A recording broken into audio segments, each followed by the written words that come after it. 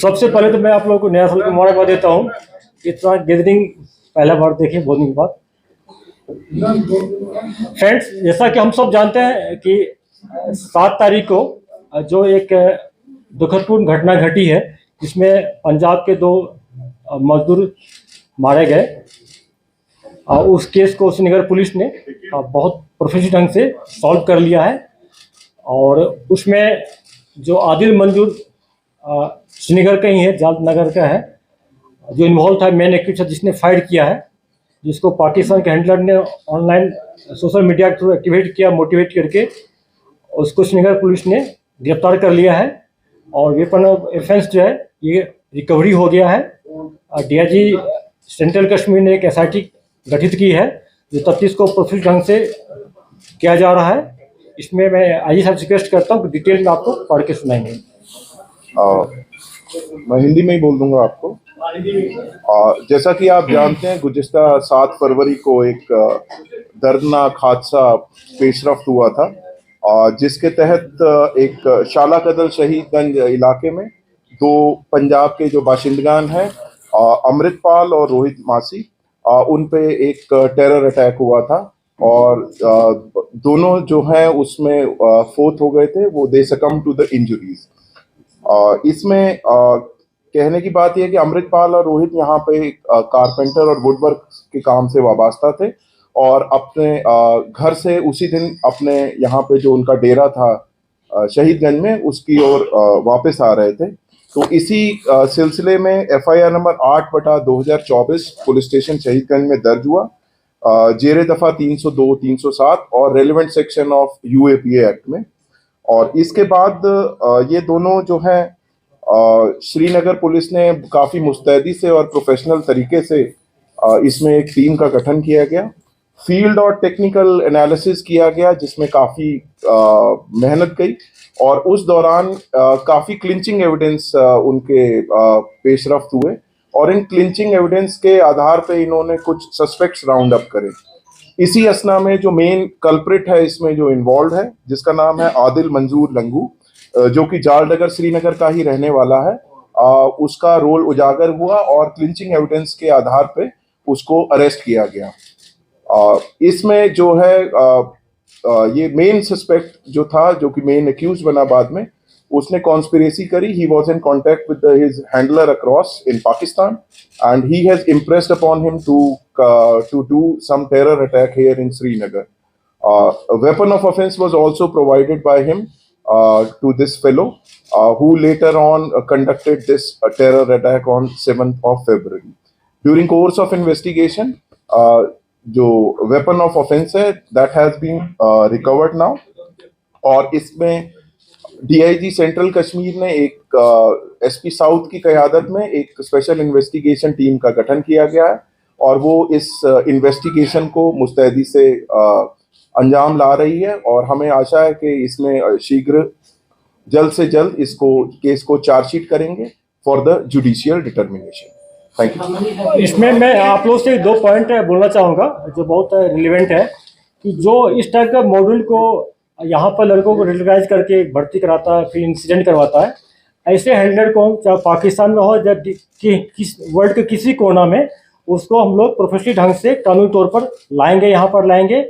अगर ये handler local ही है, पाकिस्तान में है, तो उनके घर वाले के खिलाफ उनके प्रॉपर्टी पर जब्त किया जाएगा, हार्ड एक्शन लिया जाएगा।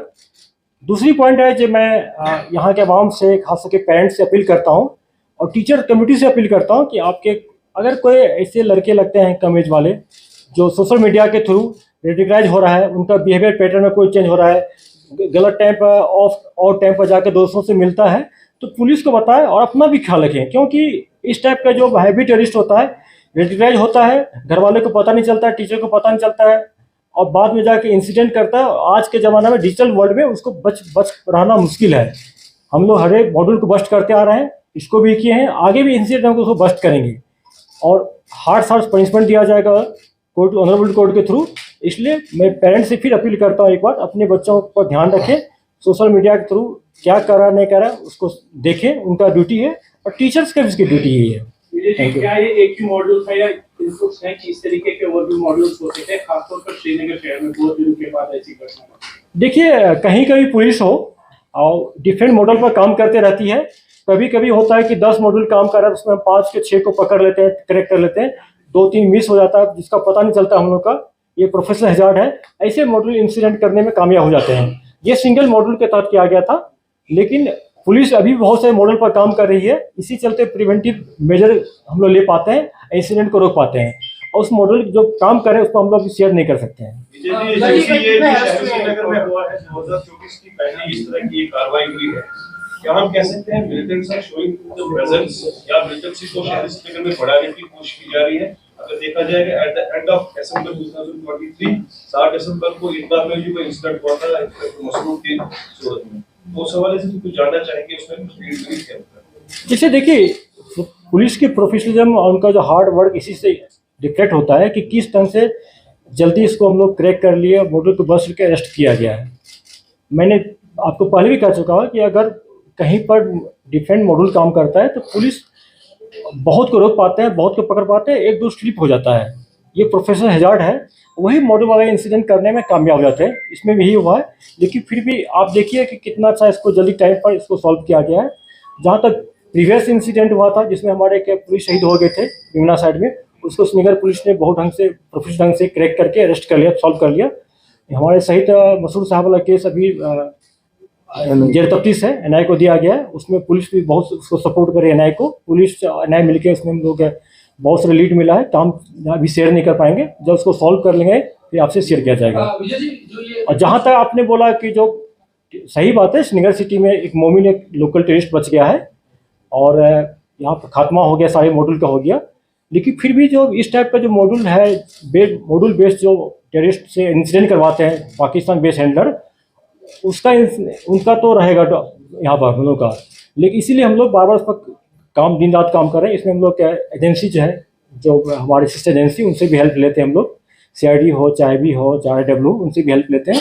सारे मिलके इस पर हम लोग लगे हैं। जैसे आजी साहब ने बता दिया कि आदिल मंजूर एक अरेस्ट हुआ है। बिल्कुल, हम लोग बहुत सारे सस्पेक्ट को उठाए थे, उसको जब तफ्तीश किया गया तो इसमें मैंने क्यों यही पकड़ा गया है।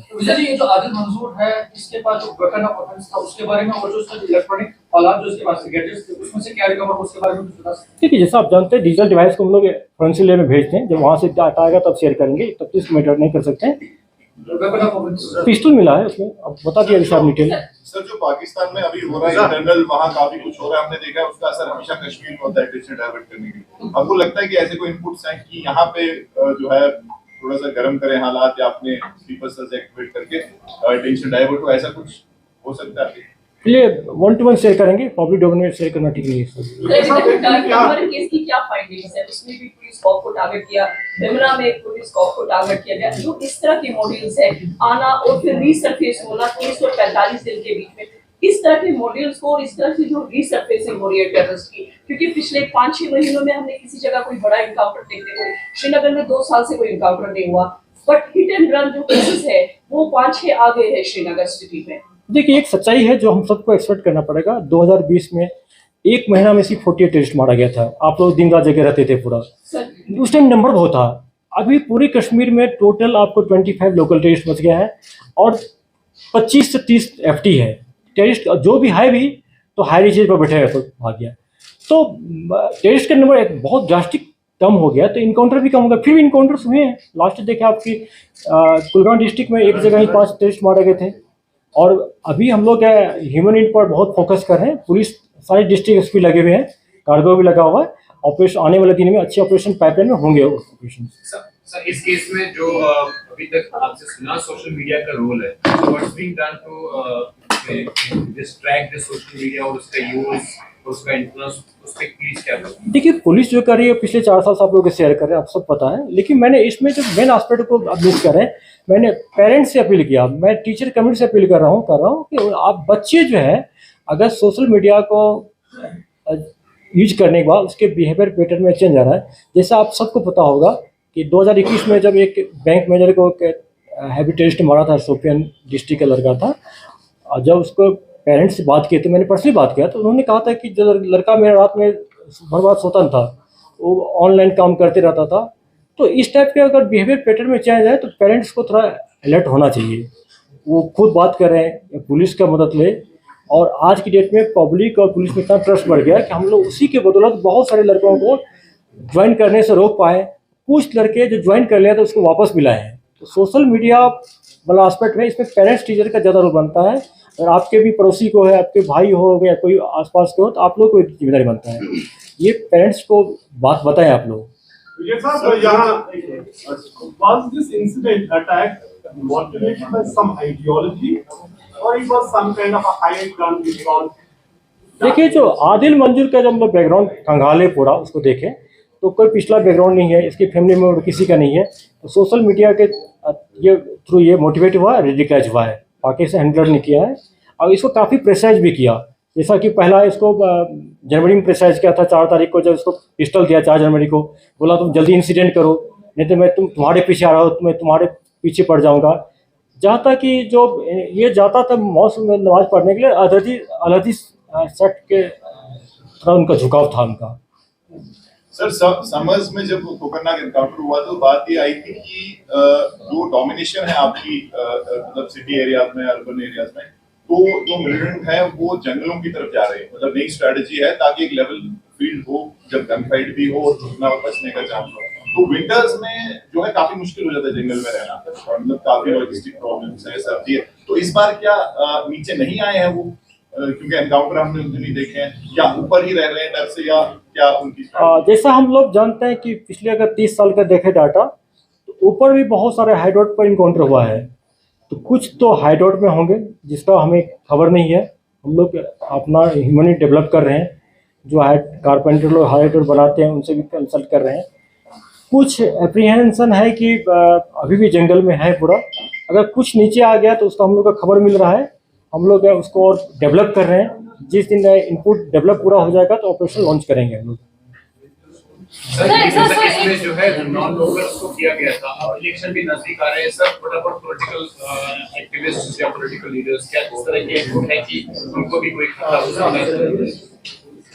देखिए, कश्मीर के सिचुएशन में, जे.एन.के सिचुएशन में, या कहीं भी इलेक्शन हो किसी स्टेट में, जो क्राइम होता ही है। यहाँ टेरर क्राइम है, बाकी जो नॉर्मल क्राइम होता है। तो लेकिन उसके लिए इस टाइप के अप्रीहेंशन हरदम पुलिस को आती है और हम लोग इनपुट के बेसिस पर काम करते हैं। अगर कहीं पर किसी को थ्रेट मिलता है तो थ्रेट को न्यूट्रलाइज करने का ट्राई करेंगे, चाहे उसको सिक्योरिटी प्रोवाइड करने का हो, एरिया डोमेट करके हो, या मॉड्यूल बस्ट करके, या ऑपरेशन करके। ये कार्रवाई हम लोग जारी रखते हैं, आगे भी रखेंगे। Thank you.